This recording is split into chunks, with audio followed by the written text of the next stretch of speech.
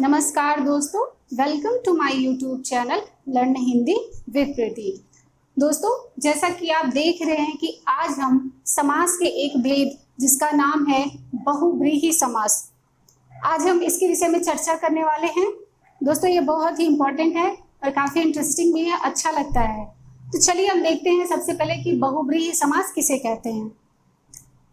ऐसा समस्त पद जिसमें कोई पद प्रधान न होकर दोनों शब्द मिलकर एक नया अर्थ प्रकट करते हैं, वहां पर बहुव्रीहि समास होता है। यह बहुव्रीहि समास की परिभाषा है कि ऐसा समस्त पद जिसमें दोनों पद, जैसा कि आप जानते हैं, एक उदाहरण से मैं आपको समझाती हूं। आप जानते हैं दोस्तों कि समस्त पद में दो पद होते हैं, जिसे हम प्रथम पद, उत्तर पद ऐसे कहते हैं, पूर्व पद या उत्तर पद। तो जो यह एक समस्त पद है, इसमें जो दो पद हैं, अगर हम इसको तोड़ के इसमें देखें तो एक दंत में दो पद है, पहला है एक और दूसरा है दंत। तो परिभाषा का तात्पर्य क्या है वो समझिए पहले कि ऐसा समस्त पद, यह देखिए यह हमारा समस्त पद है, ऐसा समस्त पद जिसके दोनों पद प्रधान नहीं होते। अर्थ कहने का तात्पर्य यह है कि जो दोनों पद हैं उसमें से कोई भी पद मुख्य नहीं होता, कोई भी पद मेन नहीं होता। तात्पर्य यह भी है, मीनिंग यह भी समझना है कि न तो किसी की प्रधानता होती है और न तो कोई गौड़ होता है।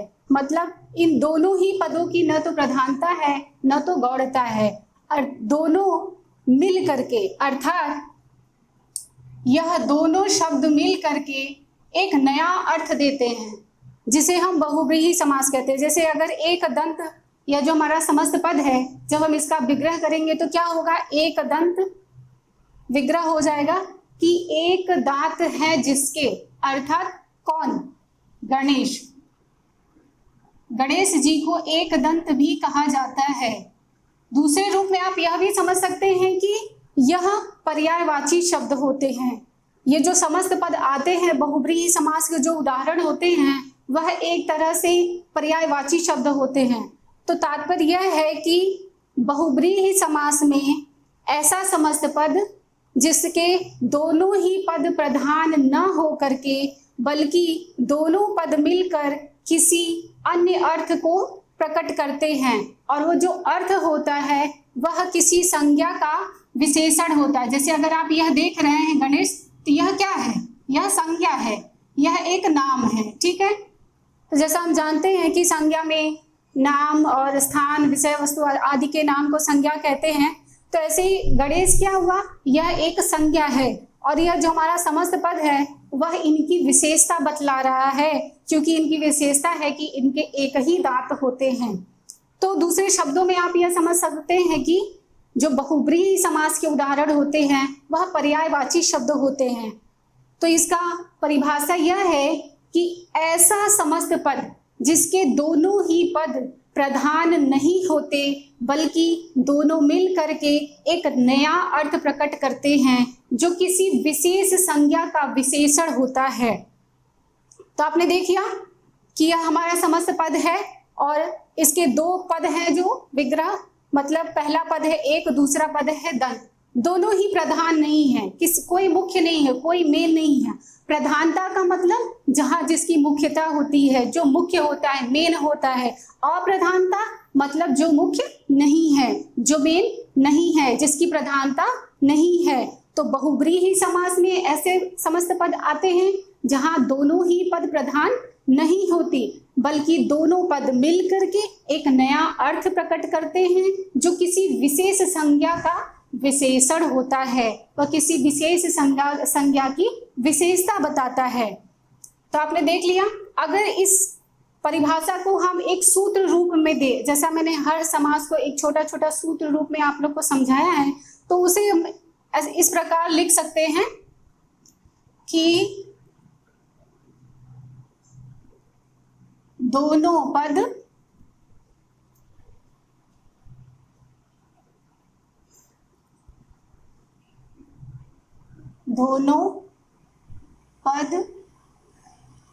अप्रधान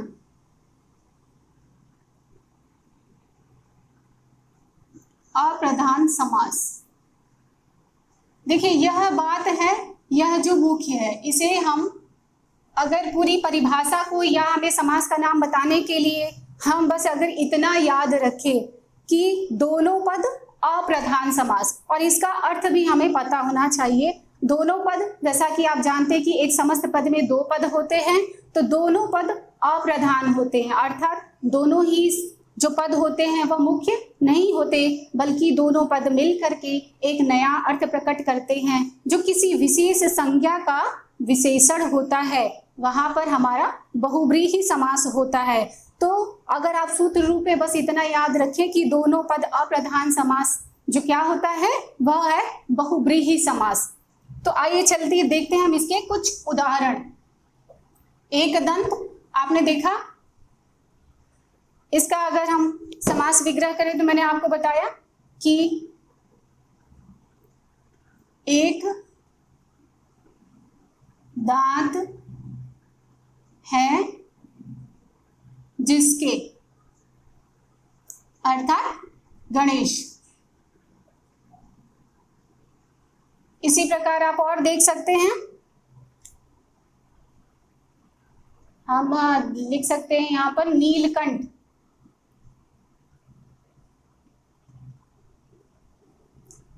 नीलकंठ, नीलकंठ यह भी देखिए, यहाँ पर न तो नील की प्रधानता है न तो कंठ की, बल्कि यह दोनों शब्द मिल करके, दोनों पद मिलकर एक नया अर्थ जो प्रकट करते हैं वह क्या है कि नीला है कंठ जिसका, अर्थात कौन, नीले कंठ वाला कहा जाता है शिव जी को। ठीक है, इसी प्रकार देख लीजिए दशानन, दस है आनन जिसके, अर्थात कौन, रावण। दस मुख भी होता है, ठीक है, दशानन। फिर आप लिख सकते हैं दश मुख, दोनों का मतलब यही है, आनन को हिंदी में मुख कहते हैं।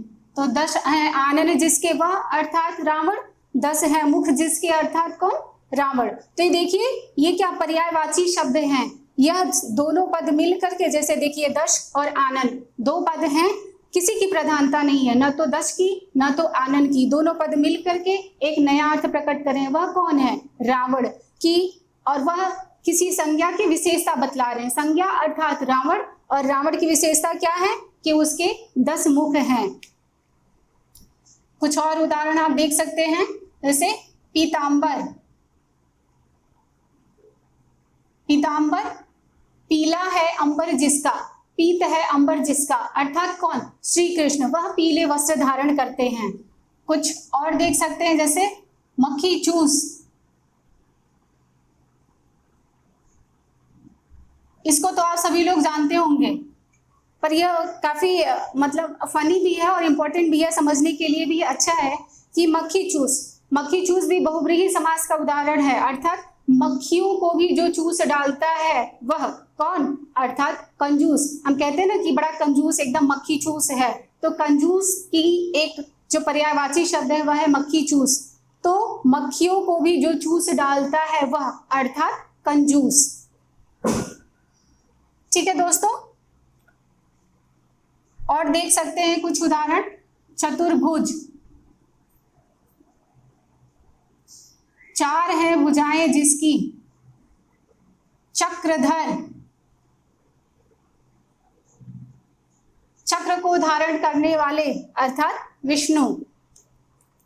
ठीक है दोस्तों, कुछ और एक उदाहरण है, जैसे कनफटा। कनफटा किसे कहते हैं, फकीर को। इसका बहुव्रीहि, ये जो है इसका जो समास विग्रह होगा वह क्या होगा कि कान है जिसका फटा वह, अर्थात कौन, फकीर। तो दोस्तों ये हुई हमारे बहुव्रीहि समास की बात।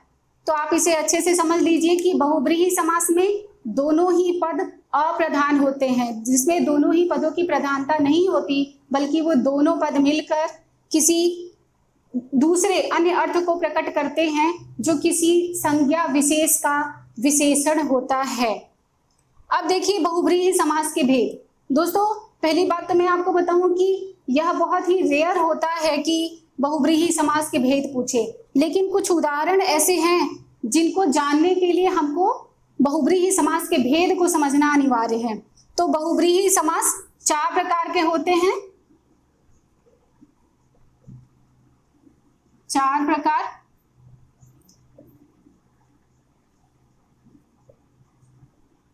ये देखिए, समानाधिकरण बहुव्रीहि, व्याधिकरण बहुव्रीहि, तुल्य योग बहुव्रीहि समास, व्यतिहार बहुव्रीहि समास। अब देखिए बहुव्रीहि समास, इसके मतलब यह तो कभी मतलब बहुत कम ही है जो इस तरह पूछा जाए कि बहुव्रीहि समास के कितने भेद हैं। लगभग इस तरह के प्रश्न नहीं आते, बल्कि अभी तक जो पूछने का परंपरागत तरीका जो चला आ रहा है कि शब्द दे या एक समस्त पद दे देता है, उसका समास का नाम पूछा जाता है या समास विग्रह। आजकल जो नया तरीका आया है पूछने का, जो नया प्रकार है, वह परिभाषा से पूछ दिया जाता है। तो इसलिए मैं बोल रही हूँ कि परिभाषा इंपॉर्टेंट है, उसको समझिए और उसको याद रखने के लिए इसीलिए मैं आपको छोटे छोटे सूत्र बताती हूँ कि आप कम शब्दों को याद रख करके एक पूरी परिभाषा और समास का नाम दोनों ही बहुत अच्छे से बता सकेंगे। तो देखिए बहुव्रीहि समास की मैंने कहा कि बहुव्रीहि समास के प्रकार जानना उतना इम्पोर्टेंट नहीं है जितने कुछ उदाहरण हैं जिनको हम जब हम प्रकार समझेंगे तभी हम उनके उदाहरण को यह समझ पाएंगे कि यह उदाहरण भी बहुव्रीहि समास के अंतर्गत आता है। तो कैसे आता है यह देखिए। बहुव्रीहि समास 4 प्रकार के होते हैं।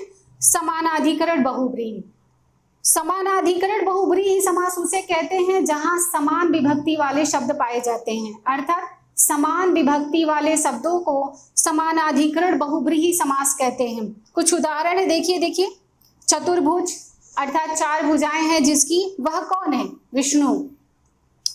त्रिनेत्र, देखिए त्रिनेत्र 3 नेत्रों वाले अर्थात कौन? भगवान शिव, शंकर जी।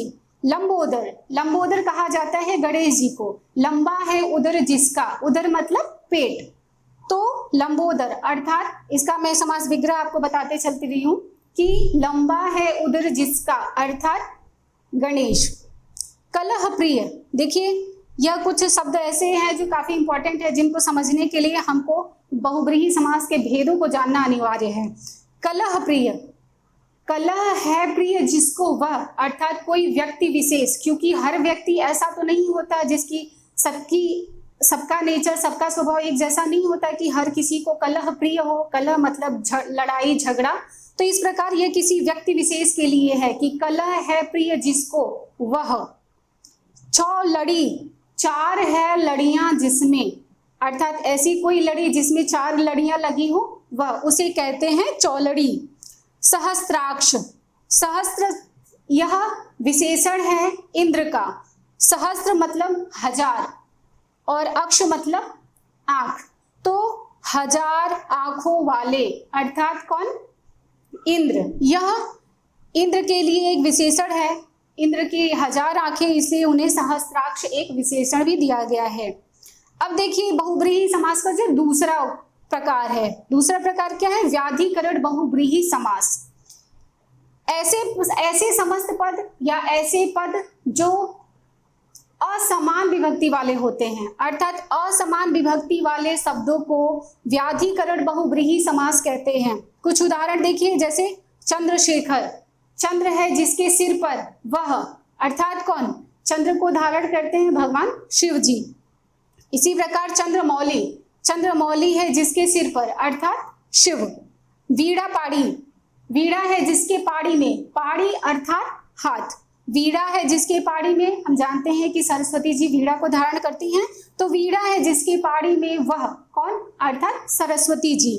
इसी प्रकार गिरिधर, गिरि को धारण करने वाले, हमने जानते हैं कि श्री कृष्ण जी ने गिरि अर्थात पर्वत को अपने हाथों पर उठाया था, तो उन्हें कहते हैं गिरिधर अर्थात श्री कृष्ण। गिरि को धारण करने वाले अर्थात श्री कृष्ण। इसी प्रकार देखिए तीसरा प्रकार है बहुव्रीहि समास का, जो तीसरा प्रकार है वह है तुल्य योग बहुव्रीहि समास। तुल्य योग बहुव्रीहि समास ऐसे समस्त पद हैं जिनका प्रथम पद सह अर्थात साथ, यहाँ पे आप लिख सकते हैं सह अर्थात साथ, शब्द का सूचक हो। देखिए ये कुछ उदाहरण है जिनको आप देखने से ये नहीं समझ पाएंगे कि यह बहुब्रीहि समास के उदाहरण है। इसीलिए मैंने कहा कि समास के भेदों को जानना अनिवार्य है। देखिए तुल्य योग बहुब्रीहि समास का तात्पर्य यह है कि ऐसे समस्त पद जिनका प्रथम पद सह अर्थात साथ शब्द का सूचक हो वहां पर तुल्य योग बहुब्रीहि समास होता है। सचेत, स का अर्थ है साथ या सह, तो यहाँ पे सचेत का जो समास विग्रह होगा वह होगा चेत मतलब चेतना, चेतना के साथ है जो, वह कोई व्यक्ति विशेष। तो सचेत चेतना के साथ है जो, यहाँ पर देखिए जो स शब्द है वह सह या साथ का बोधक है। इसी प्रकार सपरिवार, परिवार के साथ है जो। सशरीर समास विग्रह होगा शरीर के साथ है जो। सबल अर्थात बल के साथ है जो। इसीलिए मैंने कहा कि इनके हमको ये सब उदाहरण है जो पूछे जा सकते हैं। तो देखिए पूछने का तरीका क्या है, जो अगर नॉर्मली जो परंपरागत तरीके से अब तक पूछा जा रहा है वो यही है। जैसे अगर आपको दे दिया जाए सपरिवार, मान लीजिए यहाँ पे लिख दिया गया कि सपरिवार शब्द में कौन सा समास होगा या समास का नाम बताइए, तो आपको जो 4 विकल्प दिए जाएंगे, अगर आप सिर्फ इतना ही जानते हैं या परिभाषा और कुछ उदाहरण आप जानते हैं तो आप इन ये जो समस्त पद है इनको आप हल नहीं कर पाएंगे। इसीलिए हमें भेदों को जानना जरूरी है। जब हम पूरा ज्ञान हमारे पास रहेगा तो ही तो हमसे गलती नहीं होगी, तभी तो हम प्रश्न को पूरी तरह से समझ सकेंगे और आंसर दे पाएंगे। तो देखिए अगर दे दिया जाए कि सपरिवार, पूछा जाए कि इसमें कौन सा समास होगा, तो 4 जो ऑप्शन दिए जाएंगे वह देखिए यह नहीं दिया जा सकता है कि समानाधिकरण, व्याधिकरण, तुल्य योग, व्यतिहार। हो सकता है दिया भी जा सके, अगर बहुत डीप में जाके पूछना चाहे तो आपको बहुब्रीहि समास का अगर यह एक उदाहरण दे दिया, इसमें से कोई भी दे दिया गया, अगर सपरिवार, अगर यह चारों विकल्प दिया गया तब तो आप तुल्य योग बहुब्रीहि समास को चूज करेंगे। लेकिन यह बहुत डीप है, जो साधारण तरीके से पूछा जाता है वो यही पूछा जाएगा।